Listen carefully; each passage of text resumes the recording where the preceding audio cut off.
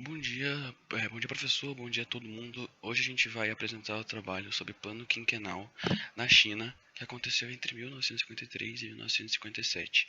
Bom, os participantes do grupo são o Evandro, o Gianluca, o Leonardo, o Lucas Mata, eu, Matheus e o Nicolas. Eu vou começar pela introdução, que seria a Guerra da Coreia. É como se fosse, né, um pré no plano quinquenal. Quando a economia chinesa estava começando a mostrar sinais de recuperação após a Guerra Civil, a recém-nascida República Popular envolveu-se em seu primeiro conflito internacional, a Guerra da Coreia.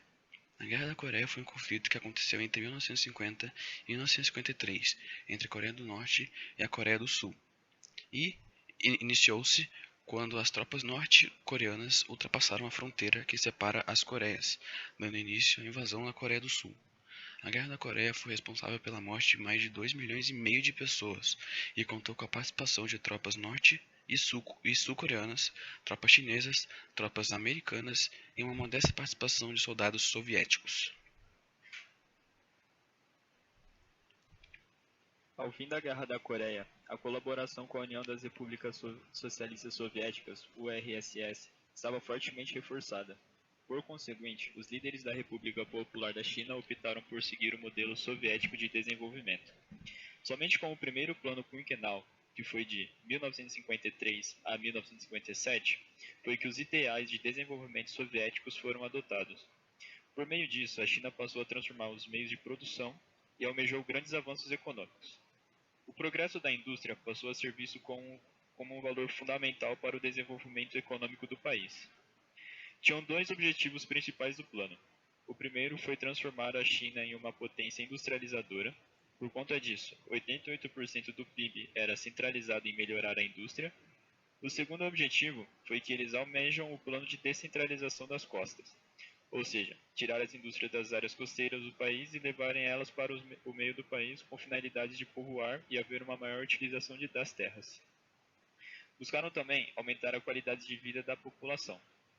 Por fim, esse modelo do plano quinquenal chinês é baseado em uma economia planificada, e o principal foco nesse plano era amplificar o crescimento da produção agrícola e industrial. Assim, definiram-se metas para esse crescimento em um período de 5 anos.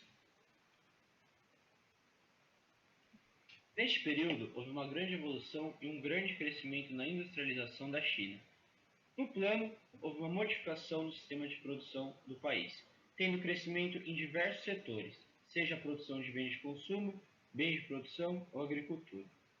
Com o crescimento na industrialização, que teve uma média de crescimento de 19% ao ano, houve construções de diversas fábricas de grande porte, as quais eram tecnologicamente sofisticadas.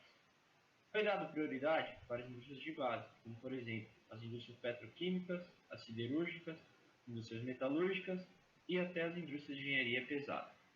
Porém, o crescimento meteórico da indústria foi o aço, tornando a China pouco a pouco uma das maiores produtoras de aço do mundo. Durante o plano, o setor privado se extinguiu e o setor misto ascendeu junto às indústrias estatais.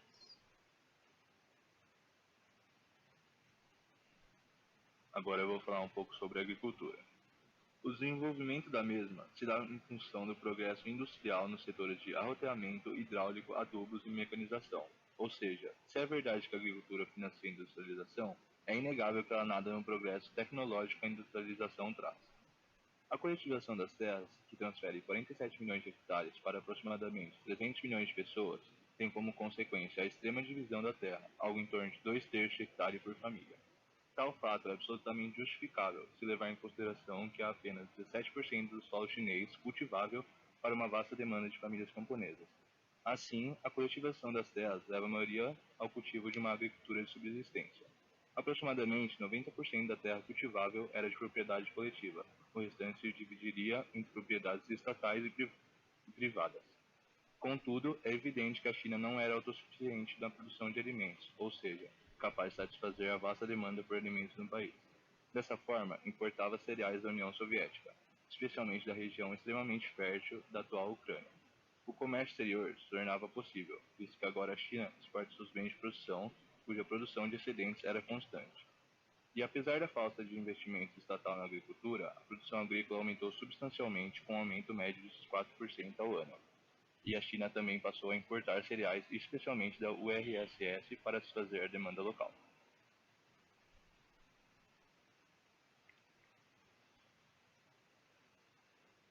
É nítido que a China, durante o primeiro plano quinquenal, se comparado aos países desenvolvidos do antigo bloco capitalista, tem índices de alimentação, mortalidade e consumos de bens de luxo em medidas bem inferiores.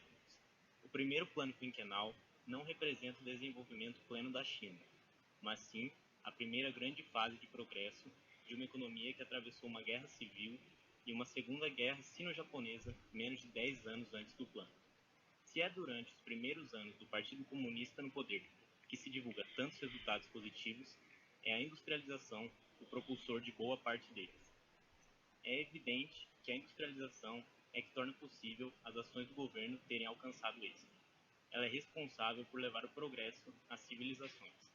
É fato que o primeiro plano quinquenal corresponde à base industrial atual da China, que segue tendo a indústria como principal motor do seu progresso.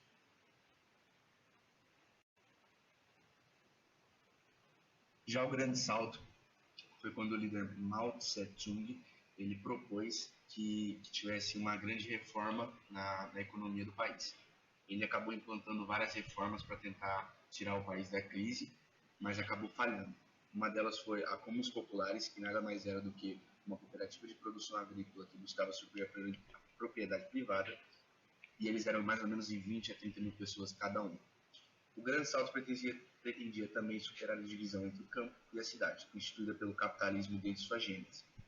Porém, o Grande Salto não responde a um crescimento econômico que teria calculado. As colheitas tiveram prejuízo pelo fato da seca extrema em algumas regiões da China e pelo excesso de chuva em algumas outras partes.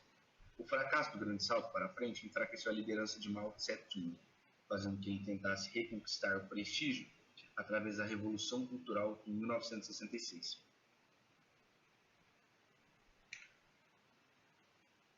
Agora eu vou falar sobre as fontes. A gente pesquisou nesses links, que é o do Brasil Escola, o Educabras, o Português People e o SCL. Eu quero agradecer a todos que viram.